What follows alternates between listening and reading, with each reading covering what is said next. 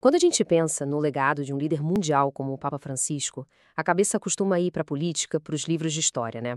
Mas e se a verdadeira medida do impacto dele não estiver nos corredores do poder, mas sim nas ruas ao redor? Nessa análise, a gente vai mergulhar no legado do Francisco pelos olhos da comunidade de rua do Vaticano. As pessoas que não viam como um pontífice, mas como um vizinho, um amigo e, para alguns, uma tábua de salvação. Pensa só no peso dessa frase. Não é um vamos sentir falta dele ou ele era um bom homem. É uma parte de nós se foi. Essa é a profundidade da conexão que a gente vai explorar. Uma perda que não é simbólica, é visceral. Para entender essa perda, a gente vai fazer uma jornada. Vamos começar ouvindo as vozes da praça. Depois, a gente vai ver como gestos simples devolveram a dignidade e como ações bem concretas construíram um lar. E no final, vamos testemunhar um último adeus que resume a essência de tudo. Nossa história começa aqui, sabe? Debaixo daquelas colunatas imponentes da Praça de São Pedro. Para milhões de pessoas, isso aqui é um cartão postal. Mas para um pequeno grupo, esse espaço era muito mais que mármore e história. Era um santuário onde uma relação bem improvável e profundamente humana com o Papa Francisco floresceu. Então, como é que a gente pode entender o verdadeiro impacto do Francisco? Olha, não é lendo o comunicado oficial, né? É ouvindo direto as vozes da praça. As histórias delas são as pinceladas que pintam o verdadeiro retrato desse legado. Vamos conhecer algumas dessas pessoas. Vamos começar com o Salvatore. Ele é uma figura central ali na área, um siciliano de 74 anos. Vivendo numa cadeira de rodas depois de vários acidentes, ele sentia uma compaixão toda especial pelas próprias dificuldades de saúde do Papa. Ele era meu amigo. É tão simples e ainda assim tão profundo.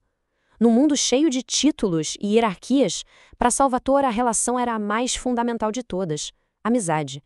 Essa é a primeira pista para a gente entender o legado do Francisco. Agora, conheçam a Luigina. No mundo em que ela muitas vezes se sentia invisível, ela recebeu um convite do esmoleiro apostólico, o cardeal Krajewski, para almoçar com o próprio pontífice. Imagina só. A Luigina conta que a emoção foi tanta que ela travou, não conseguiu falar nada. E a história dela tem uma virada bem dolorosa.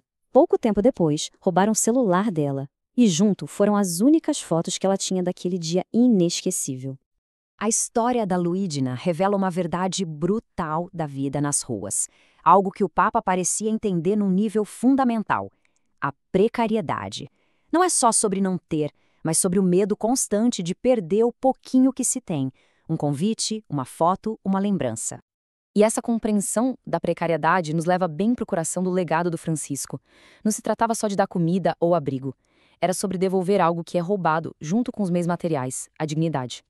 O Giovanni nos ajuda a entender isso. Um homem de fala articulada, que mesmo dormindo em cima de papelão por 30 anos, oferece uma análise incrivelmente perspicaz do verdadeiro presente que o Papa deu. Pensa nisso, um aperto de mão, um gesto tão simples, mas para o Giovanni foi a confirmação de uma humanidade compartilhada. Ele não viu um líder num pedestal, mas um homem entre os homens, alguém que não só via o sofrimento deles, mas carregava junto. Então, o Giovanni faz esta comparação histórica impressionante. Ele diz que o Papa abriu uma brecha no coração das pessoas. O que será que ele quer dizer com isso, hein? Olha, a Brecha de Porta Pia foi um evento militar que derrubou os muros de Roma e o poder temporal dos papas. A genialidade da metáfora do Giovanni é essa. Ele está dizendo que o Papa Francisco fez algo igualmente revolucionário. Ele não derrubou muros de pedra, mas os muros da indiferença nos corações das pessoas, forçando o mundo a olhar para a realidade dos invisíveis. E essa brecha no coração das pessoas não foi só uma ideia bonita, não. Ela se tornou concreta, sabe? Traduzida num verdadeiro legado de cuidado. Pensa na simplicidade radical disso. Chuveiros para restaurar a dignidade, médicos voluntários, refeições quentes. E o mais importante, o Palácio Migliori, um antigo palácio transformado num lar, bem ali, a poucos passos da Praça de São Pedro. Isso não é caridade à distância, é compaixão na porta de casa. A Rosana, uma siciliana de 60 anos, dá um rosto a essa iniciativa. Como moradora do Palácio Migliori, ela viveu na pele o que esse abrigo significava. Para ela, não era só um teto sobre a cabeça. Era, nas palavras dela mesma, uma família.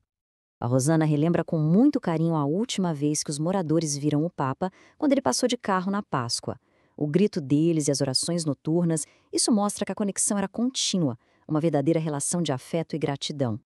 Agora, a gente chega ao que talvez seja o núcleo emocional desta análise. Uma visão que captura a essência do espírito de Francisco através dos olhos de uma jovem mulher. A Maria era uma jovem espanhola que também vivia perto do Vaticano, e a análise que ela fez do Papa anos antes de sua morte se revelou incrivelmente perspicaz e compassiva. Presta atenção nessa analogia, porque ela é a chave de tudo.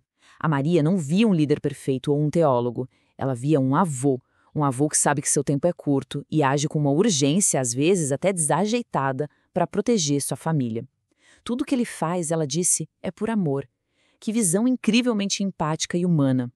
E aqui está a parte trágica da história. A Maria, que entendeu a alma do pontificado talvez melhor do que ninguém, morreu antes do Papa, aos 40 anos, vítima de um câncer que não foi tratado a tempo, por causa de sua vida precária. A sabedoria dela nasceu da mais dura das realidades. E assim, a nossa história chega ao fim, no último adeus. Não numa cerimônia grandiosa, mas num encontro humilde. Um pequeno grupo, representando a família que ele construiu nas ruas, se reuniu para uma homenagem silenciosa, fechando o ciclo de amor e cuidado. E isso nos deixa com uma pergunta fundamental. Como é que a gente mede de verdade o legado de um líder? É pelos monumentos, pelas leis e discursos? Ou será que é medido pelo vazio deixado nos corações daqueles que a sociedade esqueceu? As vozes da Praça de Roma nos oferecem uma resposta poderosa e profundamente humana.